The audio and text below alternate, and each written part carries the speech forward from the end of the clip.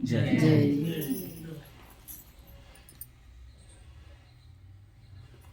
एक संत ने कविता लिखी है, जग की सेवा खोज अपनी प्रीत प्रभु से कीजिए।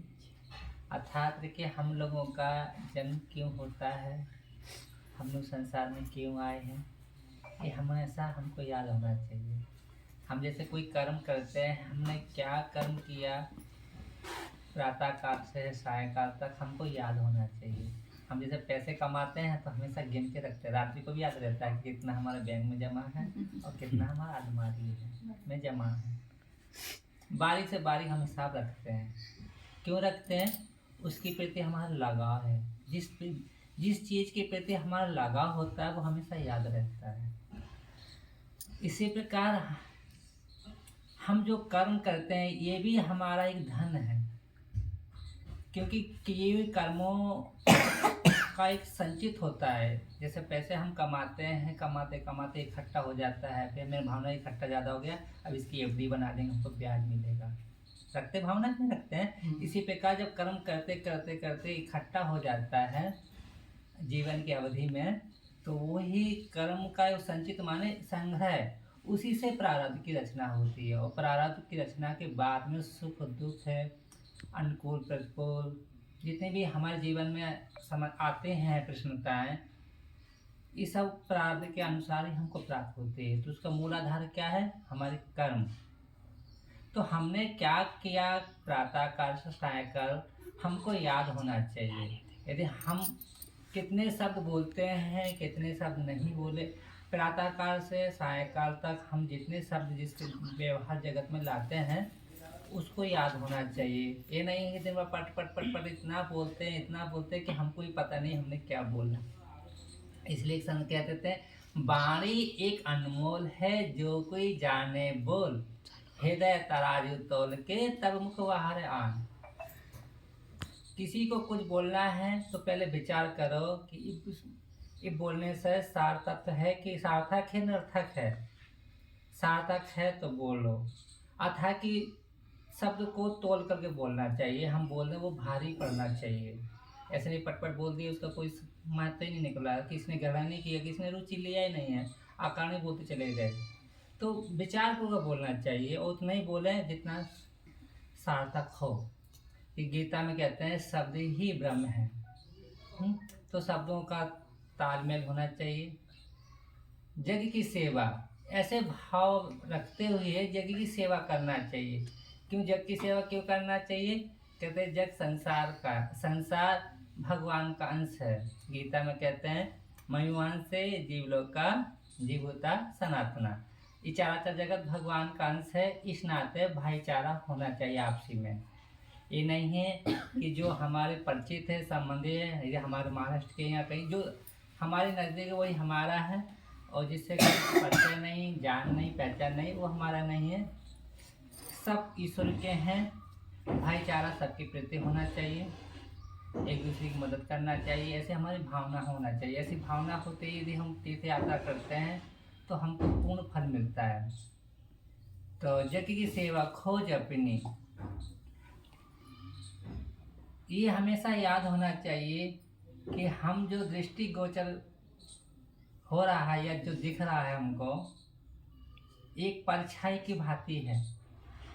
जैसे परछाई दिखती तो है लेकिन पकड़ में नहीं आती है, ऐसे ये शरीर परछाई की भांति है, दिखता है, हर क्षण परिवर्तन होता रहता है। एक समय आता है वो प्रकृति में विलीन हो जाता है, कुछ नहीं रह जाता है, कुछ हाथ नहीं आता है।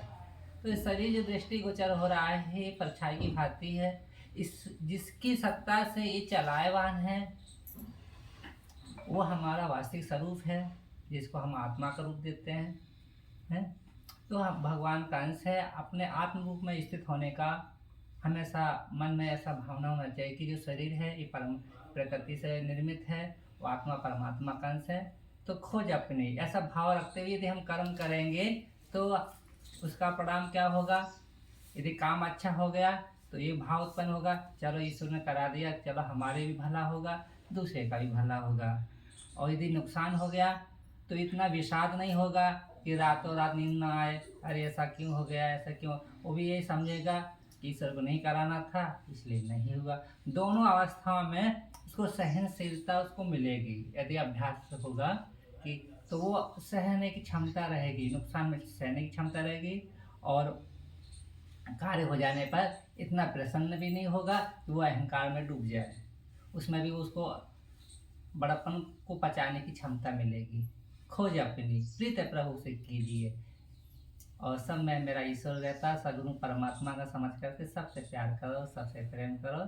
श्री सीताराम महाराज की जय। ये मांडव ऋषि के बारे में बालक ने कहा था, ये ऋषि मांडव ऋषि की भूमि मानी जाती है। मांडव ऋषि जो द्वापर युग में हुए हैं, मांडव ऋषि का उल्लेख आता है कि जिनको सूली पर चढ़ा दिया था, राजा ने आदेश किया था, अर्थात कि कुछ चोर सिपाही चोर का पीछा किए थे, बताते हैं कि वो यहाँ पकड़े जाते हैं, कुछ कहीं से सामान चुरा के भागे हुए थे वो। तो एक उनको ऐसा लगा कि महात्मा के नज़दीक रहते हैं, महात्मा के इशारे से ही सब काम होता है, ऐसा समझ करके साधु को भी पकड़ लेते हैं, चोरों को पकड़ लेते हैं। राजा ने विचार नहीं किया, सूली पर चढ़ाने का आदेश दे दिया, चोर तो मर जाते हैं, महात्मा योगी था, उसके प्राण नहीं निकले। सिपाहियों ने राजा को बताया, राजा ने सूली से निकाला और उससे माफ़ी मांगा। उन्होंने कहा तुम्हारा कोई दोष नहीं है, जो सुख दुख का सृजन विधाता है उसका ही दोष है। तो योगी थे, सूक्ष्म रूप से उनके पास जाते हैं, उनसे कारण पूछते हैं, वो कारण सहित उत्तर नहीं दे पाते हैं, समझा नहीं पाते हैं। क्रोध के कारण का हम तुमको शराप देंगे। कहा प्रभु आपके शराप के कारण हमको भूतल पर अवतार जन्म लेना पड़ेगा, तो कृपा करके हमको राजा नहीं बनाना। बोले क्यों? बोले राजा बनने पर अहंकार होता है, मद होता है, उसके कारण पाप ज़्यादा होते हैं, पुण्य कम होता है। और बोले दासी पुत्र मत बनाना, और नीच कुल में जन्म मत देना। बोले क्यों? बोले नीच कुल जन्म देने से हमेशा लोग तिरस्कार करते रहते हैं, तिरस्कार ही करते हैं, मान तो मिलता नहीं है, हैं? और दासी पुत्र जीवन और गुलामी करते करते जीवन बीतता है। बोला तू तीनों बनेगा, क्रोध के कारण उन्होंने कहा तू तीनों बनेगा। तो वही धर्मराज ही युधिष्ठिर के रूप में अवतरित होते हैं। युधिष्ठिर राजा थे, लेकिन फिर भी उन्होंने जीवन में दुख ही दुख मिला, राज सुख उनको कहाँ मिला किसी तरह से। और दासी पुत्र विदुर ज्ञानी होते हुए उनका इज्जत नहीं मिली उनको, क्योंकि दासी पुत्र थे, विद्वान थे, विदुर नहीं थी। विदुर को कहाँ मानता, वो दुर्योधन क्या बोलता था, अरे काका लगता है, काका नहीं होता तो उसका अच्छा सा इलाज करते। काका होने नाते छोड़ दिया करता था, कोई इज्जत नहीं दिया उसका। और नीच कुल में वाल्मीकि सुपथ जो हस्तिनापुर के आंगन की साफ सफाई करते थे, वो वाल्मीकि सुपथ धर्मराज का अवतार था। उनका उल्लेख केवल बाद में आता है, जब राजस्व यज्ञ किया था युधिष्ठिर ने, उस समय पर अर्जुन भगवान श्री कृष्ण से युधिष्ठिर ने पूछा हमारा यज्ञ संपन्न होगा, हम कैसे जाने कि संपन्न हुआ? कहा कि हमारा शंख स्वतः बजेगा। पूरा यज्ञ संपन्न होने के बाद शंख नहीं बजता। पूछा क्यों नहीं बजा प्रभु? कहा कोई रह गया होगा। बोले कौन रह गया? बोले हमारा एक भक्त रह गया है। बोले कौन? बोले जो आपके आंगन के रोज झाड़ू लगाता है, सफाई करता है। बोले वो भंगी? बोले हाँ वो भंगी नहीं है, वो अनंत भक्त है भगवान का।